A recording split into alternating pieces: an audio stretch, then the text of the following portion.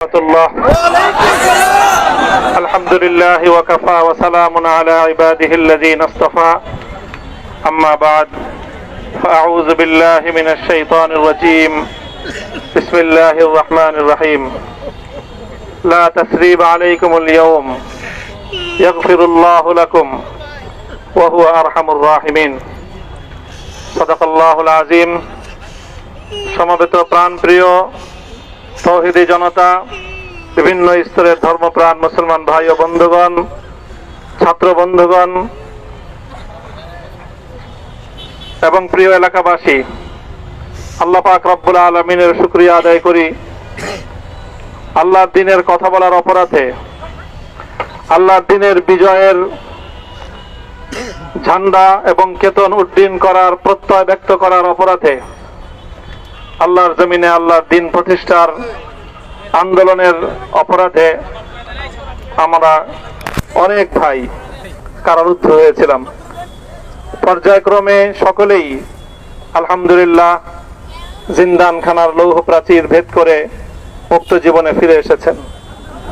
সর্বশেষ আজ আমার মুক্তির মধ্য দিয়ে 2021 সালে হেফাজতে ইসলাম বাংলাদেশ এবং এদেশের আলেম সমাজের উপর ইতিহাসের অন্যতম এক গভীর ষড়যন্ত্র এবং চক্রান্ত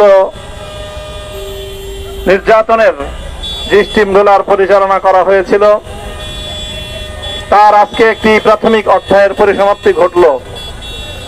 আমরা স্পষ্ট ভাষায় বলতে চাই, আমাদের উপর জুলুম করা হয়েছে,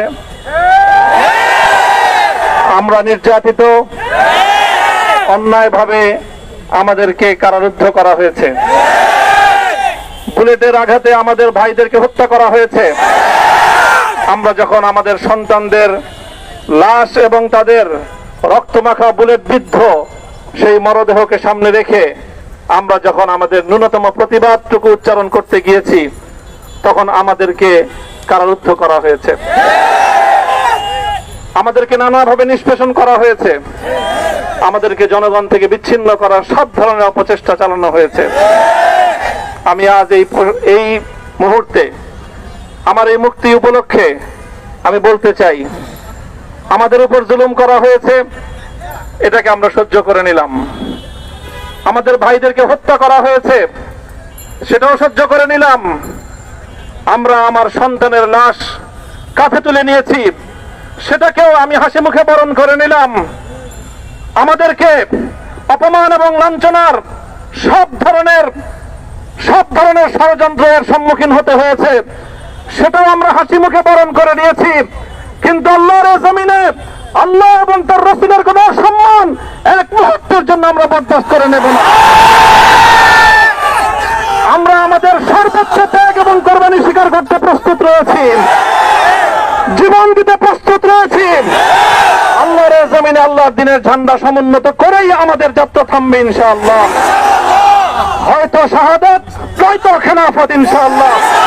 আল্লাহর জমিনে খেলাফত প্রতিষ্ঠার যে আওয়াজ আজ পৃথিবীর দিকে দিকে উচ্চারিত হচ্ছে, সে আওয়াজ বাংলার জমিনে খেলাফতের এই আন্দোলনকে চূড়ান্ত গন্তব্যে পৌঁছাবে ইনশাআল্লাহ। আমি বাংলাদেশের আলেম সমাজ, হেফাজতে ইসলাম বাংলাদেশ সহ বাংলাদেশ খেলাফত মজলিস সহ সকল ভ্রাতৃপ্রতিম সংগঠন, সকল ধর্মপ্রাণ, ইসলামপন্থী বিভিন্ন ছোটখাটো মতভেদ, মতবিরোধ, মত পার্থক্যের ঊর্ধ্বে উঠে যারা এলায়ে কালিমাতুল্লাহর এই এক বাণীতে বিশ্বাসী, আল্লাহর জমিনে আল্লাহর দ্বীন কায়েম করতে চাই, আমাদের তাআলু ইলা কালিমাতিন সাওয়াইন বাইনানা ওয়া বাইনাকুম এই এক মন্ত্রে উজ্জীবিত হয়ে আল্লাহর দ্বীনের ঝান্ডা সমুন্নত করবার এই আন্দোলন এবং সংগ্রামে আমি নিজেকে উৎসর্গ করার ঘোষণা করছি।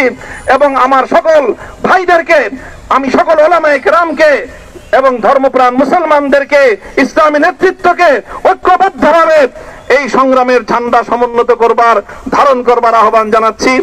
এবং আপনাদের সকলকে আবার শুকরিয়া জ্ঞাপন করছি যে আজকে আপনারা এভাবে আমাকে উৎসাহিত করেছেন, উজ্জীবিত করেছেন। আল্লাহ পাক আপনাদের সকলকে উত্তম বিনিময় দান করুন। প্রিয় ভাইয়েরা,